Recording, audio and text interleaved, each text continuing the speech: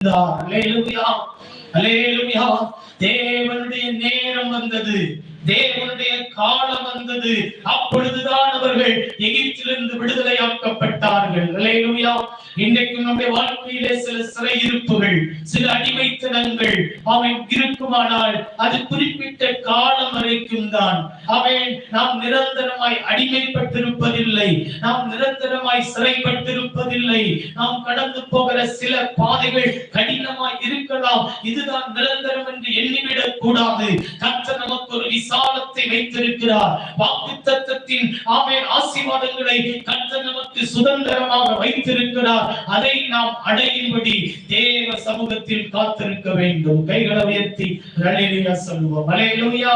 இந்த இஸ்ரவேலர்கள் கூப்பிட்டார்கள். ஆமென். தேவன் தம்முடைய வேலைக்காக காத்திருந்தார். இவர்கள் பெருமூச்சை கேட்டார். இப்பொழுது ஆண்டவர் என்ன செய்தார்? ஆமென். மோசே என்கிற தம்முடைய தாசனை ஆமென் அதே எகிப்திலே ஆமென் அவர் உருவாக்கி அங்கேயே வளர வைத்து அரண்மனையிலேயே உருவாக்கி அவனை ஒரு யுத்த வீரனாக நல்ல தலைவனாக ஆண்டவர் உருவாக்கி இஸ்ரவேல் ஜனங்களை எகிப்தின் அடிமைத்தனத்திலிருந்து வெளியே கொண்டு வந்தார். அல்லேலூயா.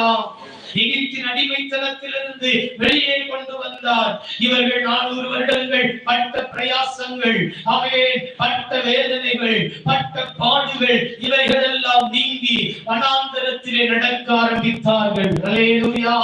வனாந்தரம் அவர்களுக்கு லகுவாய் இருக்கவில்லை. அந்த வனாந்தர வாழ்க்கை அவர்களுக்கு சுலபமாய் தெரியவில்லை. ஏனென்றால் ஆண்டவர் அவர்களை ஒரு குறிப்பிட்ட இடத்தின் வழியாக நடத்தி கொண்டு வேகமாய் அவன் கானானுக்குள்ளே கொண்டு செல்ல வேண்டும் என்று தேவன் திட்டமிட்டிருந்தார். அல்லேலூயா. தேவனுடைய திட்டம் என்ன?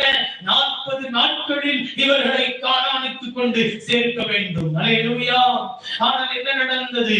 இவர்களுடைய அவிசுவாசம், இவர்களுடைய கீழ்ப்படியாமை, இவர்களுடைய கடின இருதயம், இவர்களுடைய முரட்டாட்டமான இருதயம், இது நிமித்தமாக தேவன் என்ன செய்தார்? இவர்களை 40 ஆண்டுகள் சுற்றி நடக்க பண்ணினார். அல்லேலூயா.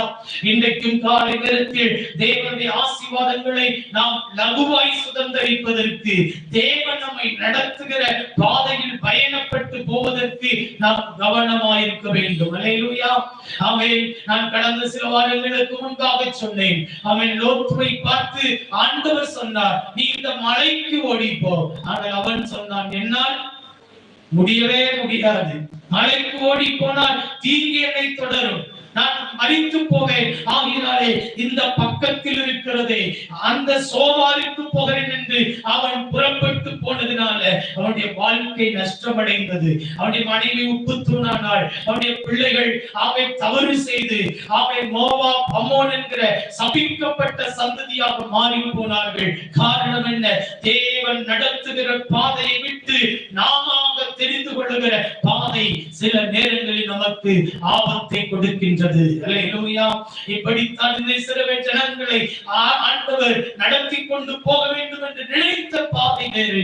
ஆனால் இவர்களுடைய அவிசுவாசம், இவருடைய கடின இருதயத்தின் நிமித்தமாக 40 ஆண்டுகள் அவர்கள் சுற்றி திரிந்தார்கள். அல்லேலூயா.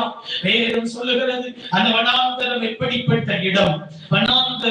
வனாந்தரம் என்று சொல்லும் பொழுது நீங்கள் வேதத்திலே வாசித்து பார்ப்பீர்களானால் ஆண்டவர் அவர்களை நடத்தி கொண்டு போகின்றார். நீங்கள் வேதத்தை படிக்கும் பொழுது யாத்திரையாகமத்தின் புத்தகம் அதனுடைய 13வது அதிகாரம், அதனுடைய 13வது அதிகாரம் 20வது வசனம் 21வது வசனத்தை வாசிக்க கேட்கலாம்.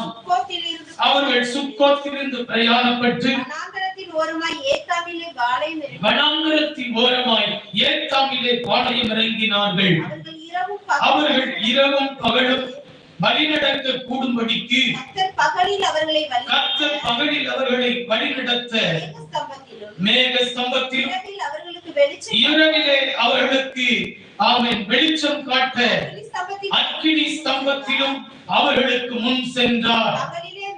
பகலிலே மேக ஸ்தம்பமும் இரவிலே அக்கினி ஸ்தம்பமும் ஜனங்களிடத்திலிருந்து விலகி போகவில்லை. அவர்கள் என்ன செய்தார்கள்? அவன் சுக்கோத்திலிருந்து பிரயாணப்பட்டு வனாந்தரத்தின் ஓரமாக ஆமென் ஏத்தாமிலே பாளையம் இறங்கினார்கள். பாருங்கள்,